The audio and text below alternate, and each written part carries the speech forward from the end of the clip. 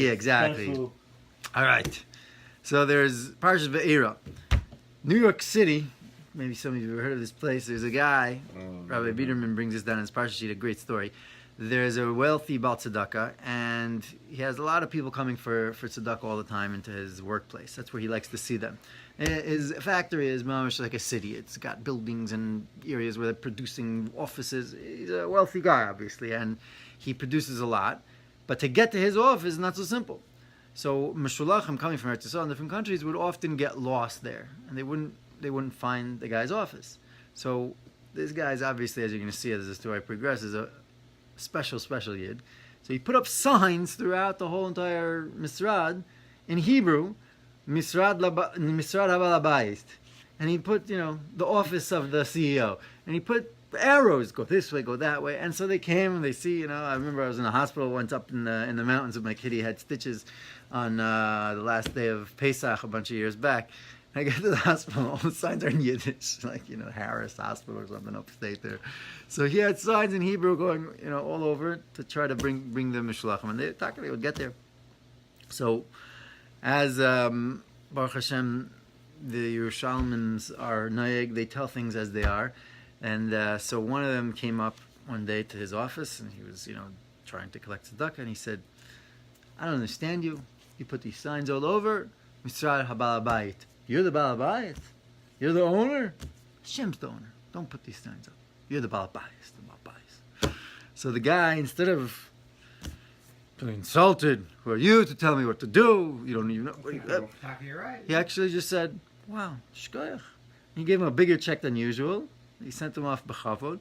And the next day he took down the signs and he put up new signs that said Le Misrad HaMenahel, to the office of the manager. And he took off the sign of his office which said CEO, and he put a sign that said manager. He mamish took the musar and changed things. Ad kidei kach. And you'll see as the story goes on, not just stop.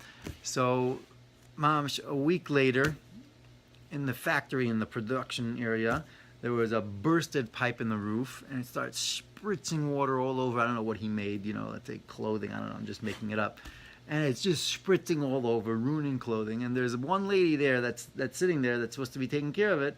And the guy that's upstairs in the offices sees what's happening. He gets an alarm maybe, and he sees what's happening on the camera system, and he sees that there's a lady sitting there, and she's just totally spacing out. So he starts to do like all sorts of things. And she's just spacing out, going like this. And these guys like trying intercom systems or something. They're spritzing, and he's sending people down, but it's going to take a bit of time till they get there. Who knows how much stuff could get ruined? Mom is just texting, Snapchatting. And so finally they get down there and they shut it off. Who knows how much money the guy lost? Maybe $100,000 worth of merchandise down the drain because someone was just not doing their job properly. So the next day they fired her. The day after that, little did they know that her husband, was a well-established gang member, and he didn't appreciate the fact that his wife wasn't going to have a steady paycheck anymore. So he decided to take things into his own hand, and he got his little, his little Glock that he keeps just for these type of things, just for the rainy days when he's got to take care of business. And he puts it inside his thing, covers it up, and he starts to go to the factory to take care of business. What type of office is this? What type of owner is this that would fire my wife? So he gets to the office and he starts asking around very nonchalantly, where's the CEO's office? Where's the CEO's? So they start directing him this way, that way, this way, this way. He's getting lost. He keeps asking. He feels nervous already. He's expected to come to an office, find the boss, pop him, and then go weiter, hopefully walk out. And so he's very nervous. He doesn't know where to go. Finally, they say, that office. So he gets to the office, finally, after getting dripping sweat already probably. And he sees his manager. He doesn't know what to do anymore, so he opens up the door. He says, "Yo, manager, where's the CEO's office?" Sure enough, that's the office of the CEO of this heilige boss. So he goes, "Hashem's this boss." He mamish internalized it. He didn't just stop and take the muster and change the sign. He mamish believed, we're the boss. He's not the boss. The boss is right there. So this guy thinks again, upstairs. So he starts going out and going again, trying to look for a stairwell, trying to look for an upstairs. Meantime, the CEO realized, sweaty guy, what was going on? You could feel something, like the Israelis that they do the profiling, like in 30 seconds, they feel things out. I had a friend of mine that was training with a group of people that were training in Israel to like basically know how to like take care of situations just like that and terrorists and stuff like that. He said he basically trained enough that within 7 seconds, if a bomber would come onto a bus, he would identify that the guy's a bomber just by certain things and kill him within 7 seconds. That's what he was training to do. So, like... Can you tell me who the guy is? I want to walk the other side. You want to train with that guy, I want to walk the other side of the street. You want to walk on the other side of the street. No, he's a very sweet Yid. He's a very holy Jew. Might even be watching this year. But hello and welcome if you're watching. At a certain point in time, I remember him telling me that he was training a lot with this, but it was driving him crazy because he was basically, whenever he'd go on a bus, he'd have to be make like a whole picture of who's a threat, who's not. When you go into an auditorium, airport, every single second he was making, like he couldn't live. So he eventually gave it up the training, although I'm sure it helped him somewhat in life. But the Nakuda was that he realized that the CEO realized that something was awry, and so he called up the security. They started following the guy in the cameras, and they realized this guy's up to no good. They called the cops. They came over, found the gun on him, found out who he was, realized what he was doing, and they threw him in jail. So the Nakuda is that, obviously in an amazing way, this is the whole message of Parshas Va'era. You got Paroi sitting there, he's the CEO, he feels like he's the king of the world. Not only that, he really thinks he's the king of the world. Imamish believes he's the king of the world. And the whole Parsha is Hashem, and this Parsha, the next Parsha, all these Parshas are really, I realize that now as you're learning through them, like, it's really one Parsha. From, like, the whole Shovim is, one Tekufa, but it's really one Parsha, so it's just one story. Agitin, sleep well, wake up well. So... a lot of the things, basically, the whole Parsha Kipshuta is basically as HaKadosh Baruch Hu smacking Paroi down and knocking him to the ground and telling him, you're not the boss, you're not the Baal Bayis, change your signs on your door. But you see a lot of the symbolism and things that are in the Parsha that Rambam is telling him. One of the famous ones is the staff of Moshe, right? Paroi, it says in the Medrash, it's a pretty interesting Medrash, that he considered himself a god, mamash a god, and that he used to say that he created the Nilus. The whole Nilus, which overflows when he came in there, he created it. He's the god of it. Mamash made himself a real piece. He used to call himself the great sea serpent that crouches in the Nile, or some sort of Hebrew, Aramaic saying like that. He's the one that's the... So the Chasam Sofer says that's why HaKadosh Baruch Hu told Moshe and Hashem showed Moshe to show Paroi that there's a stick turning into a snake and a snake turning into a stick. He's saying that you think you're the big snake, you think you're the serpent that's going to run the world, that runs the world. You're just a stick in my hand. You don't do anything, right? Your bomb is just a stick. A few days ago, what did she say, my daughter?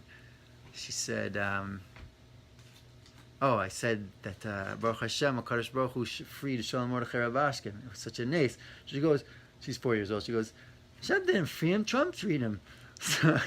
So I said, yeah, but Trump's a puppet. He's just a little puppet in Hashem's hand.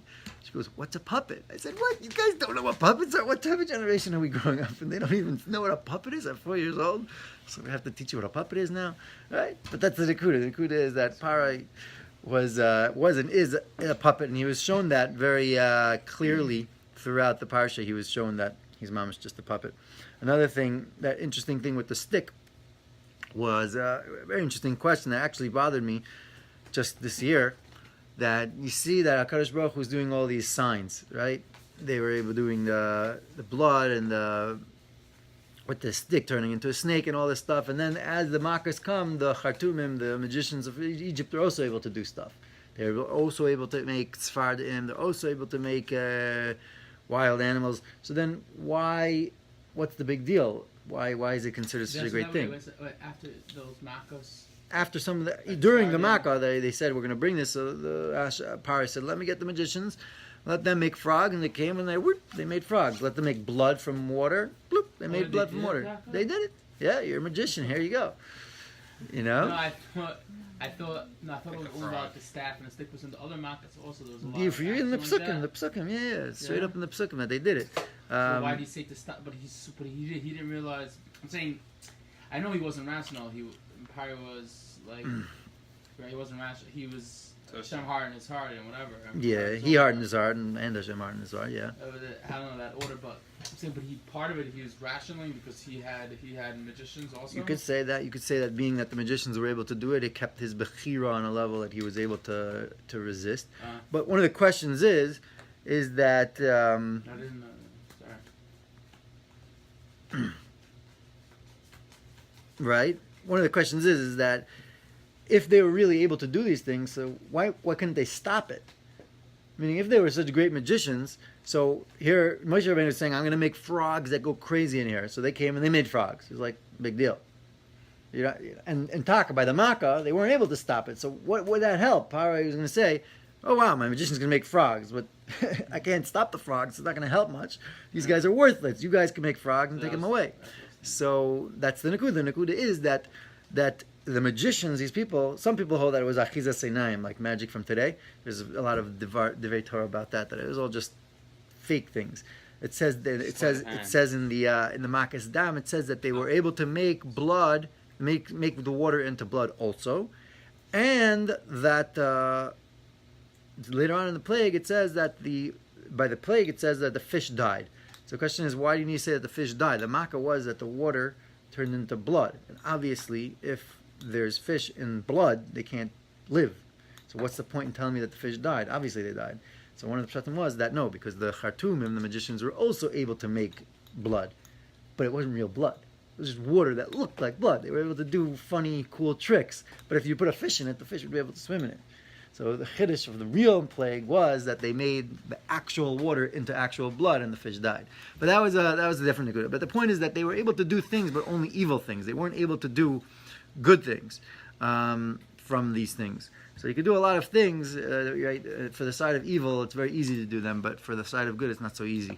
So one of the nekudas that we see from the Makkah, so each of them were basically beating down Parai, but also teaching him that Hashem runs the world, was the Barad. Now, this is a very interesting thing. At the end of Barad, it comes in, it says, all the stuff was destroyed, and Parai told Moshe, please, you got to stop this. It's going to kill my whole nation, my economy. So he davens, and then it says afterwards, these like really mysterious psukim, almost the last psukim of the Parsha, that the flax and the barley were knocked down because they were strong, but the wheat and the spelt were not because they were very young. They were immature. I mean, they weren't yet fully ripened.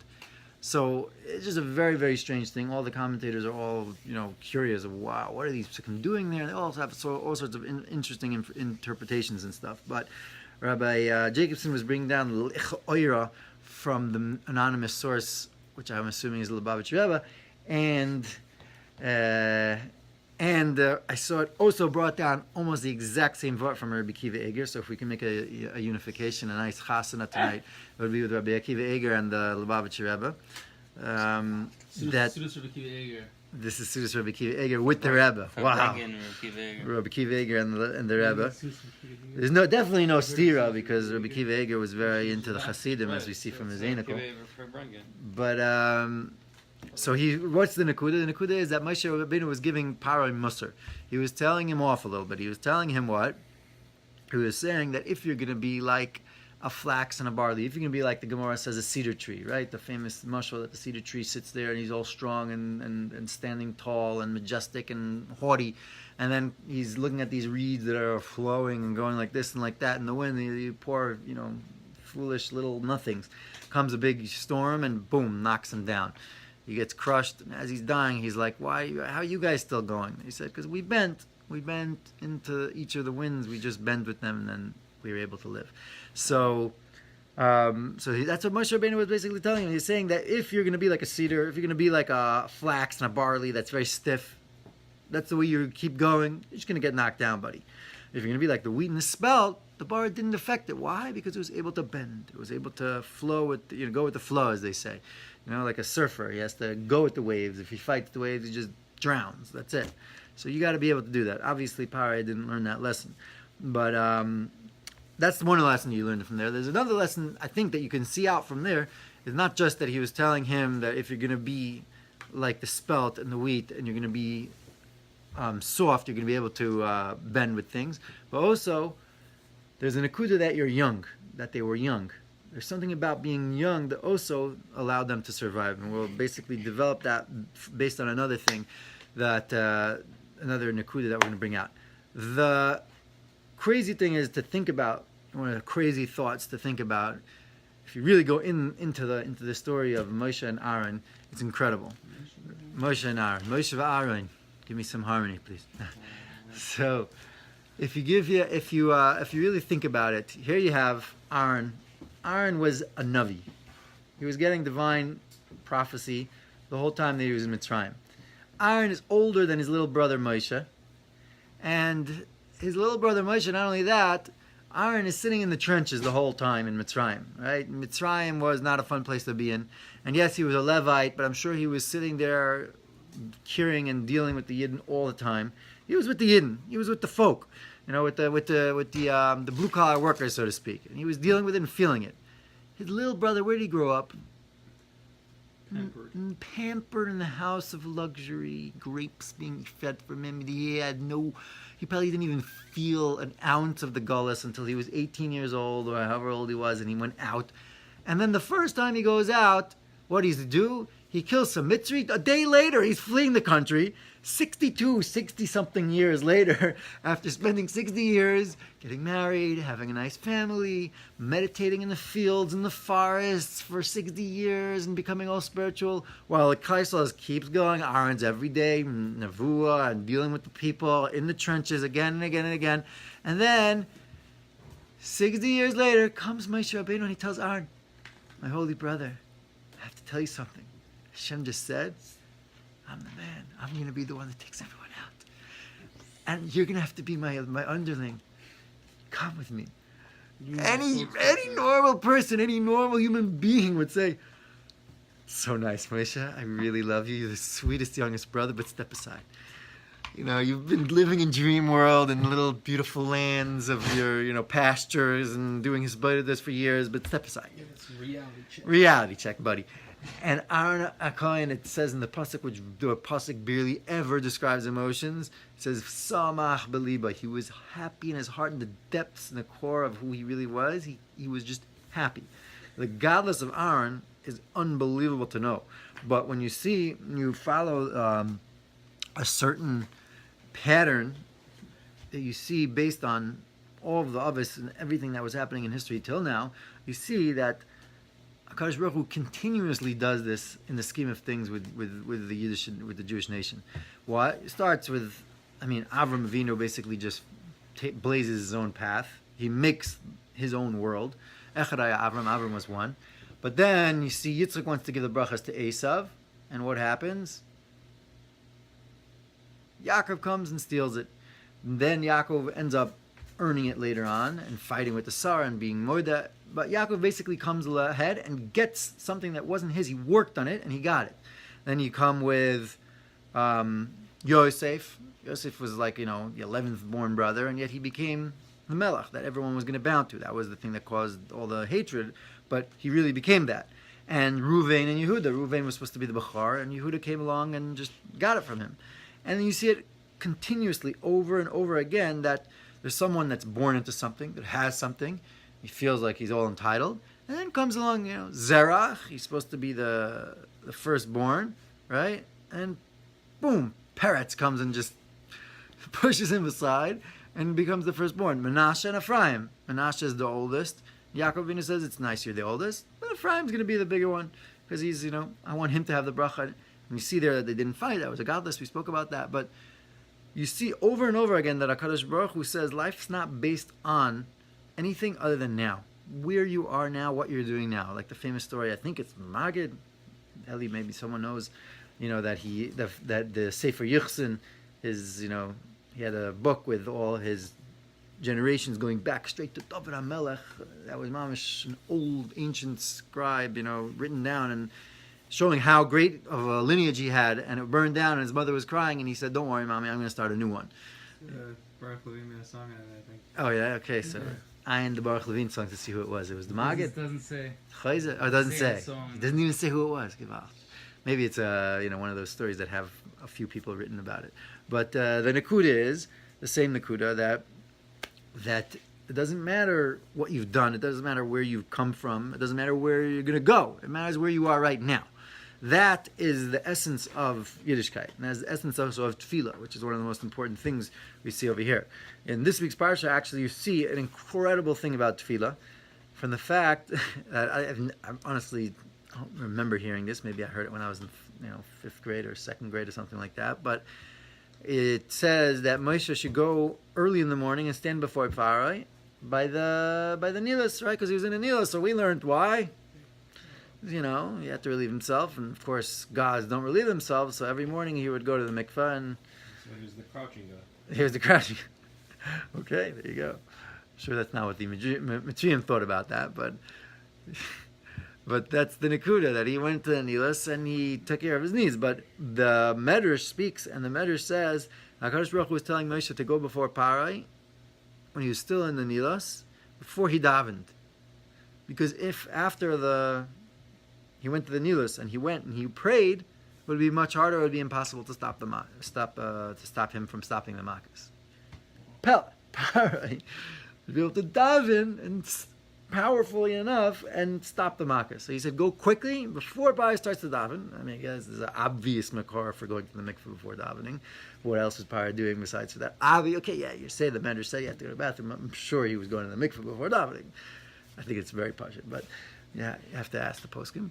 But Moshe had to chop him before. Why? Because Parai would be able to have a koyach tefillah. You see, the koyach tefillah doesn't reside only by the holiest of the holy. Tefillah is a powerful thing as is, no matter who you are. The most famous mashal for that is what? Yishmael. Shmuel's out there in the fields, he's dying, and the angels are saying, kill him, kill him. And HaKadosh Baruch Hu says, no, we're going to save him. The angels start, opening up the YouTube channels of all the horrid things that Yishmael are going to do for the next 3,000 years. Mom, is your blood and the disgust and the filth and the terrible things. And they're saying, Hashem, you're not saving this, you're not saving. And Hashem says, where is he now? Ba'asher Husham. When do we land that? It's in a few Parshas ago. Do we land on One of the days, yeah. What is it? Ba'asher Husham. Where he is now. Right? I don't care what he's going to do, and I don't care really what he's done even. Right? But right now, where is he? He's holding where he is. I had a story like this once. I came into Shabbos, and then something happened, and mamish, like a light went on or something, flicked on a light by accident. Something like that. And it was bothering me so much. Here I'm coming into Shabbos. This is what happens. And if I should have been more careful, and obviously it's my fault, right? Rabbi Jacobson always says, why do Jewish women, why don't they drink? Because they don't want anything to get in the way of their guilt, them and their guilt.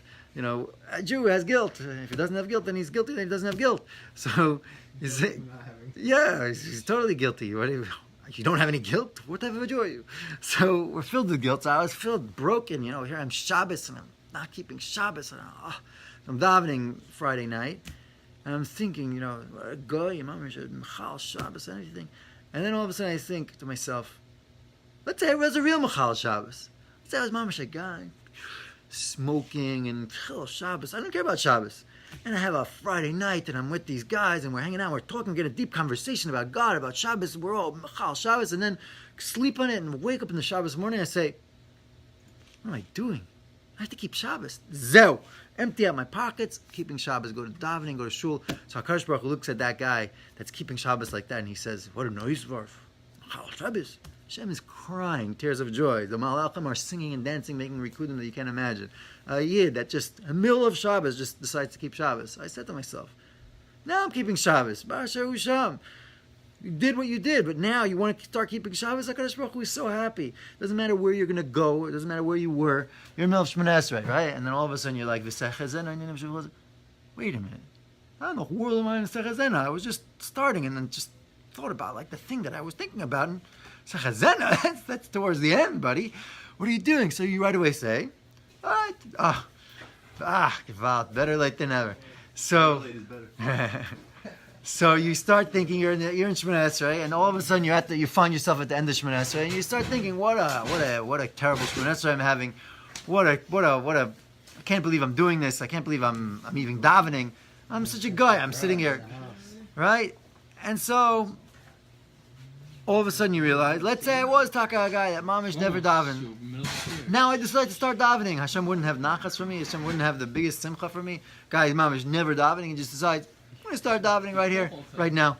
Kadosh Baruch Hu loves you. The nekuda is that you have to be where you are at that moment.